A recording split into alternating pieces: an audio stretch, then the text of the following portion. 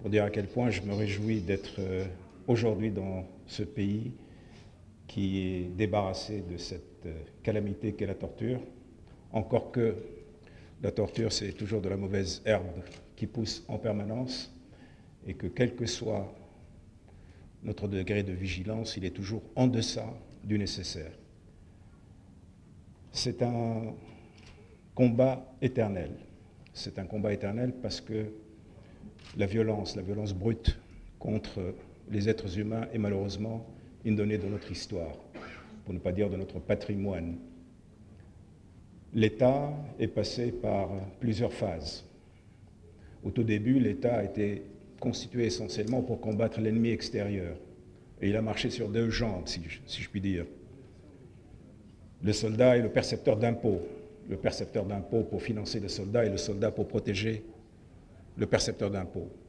Ensuite, l'État est passé par une autre phase. Il est devenu l'instrument pour combattre l'ennemi intérieur, c'est-à-dire l'ennemi du régime politique qui dirige un pays.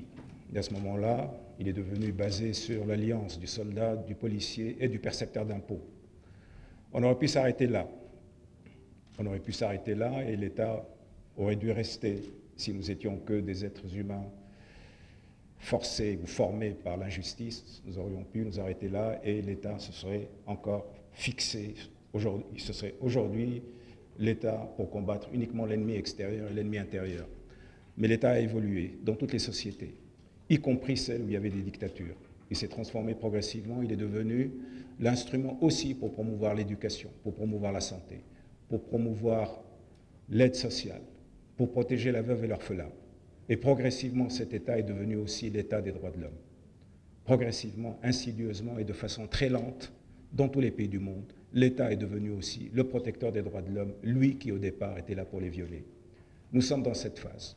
Nous sommes dans cette phase essentiellement en Tunisie où nous sommes passés justement de cet État brut, de cet État brutal, à l'État qui est là pour protéger la dignité et la liberté humaine, tout en ayant en son sein toutes ces forces occultes, toutes ces forces obscures qui viennent depuis l'aube de l'histoire, qui viennent de notre psyché collective, qui viennent de nos instincts et qui nous portent toujours à la violence et à la violation des droits de l'homme. Dans ce pays, ici, en Tunisie, nous sommes absolument déterminés, je le répète, à ce que cet État civil et civilisé l'emporte sur l'État brutal, à ce que cette troisième phase du développement de l'État se continue, se perpétue, se renforce. C'est la raison pour laquelle nous allons combattre ce fléau qu'est la torture, sans avoir la moindre illusion. Sans avoir la moindre illusion, il y aura toujours des êtres brutaux, des êtres qui ne sont pas au courant des transformations sociales, psychologiques que la révolution a apportées dans ce pays.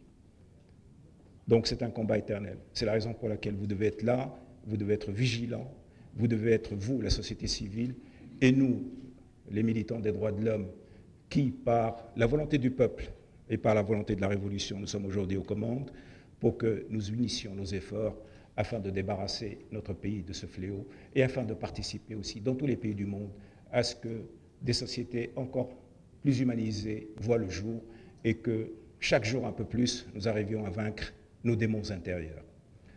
C'est à ce combat que nous sommes tous résolument dévolus. Je vous souhaite, bien entendu, tout le succès dans votre démarche. Comptez sur moi pour être votre ami, votre allié et votre homme de confiance, placé là où il faut pour que ce combat soit le plus utile. Merci beaucoup de m'avoir invité. Merci CM. Merci à tous les militants des droits de l'homme. Bonne chance et bon combat.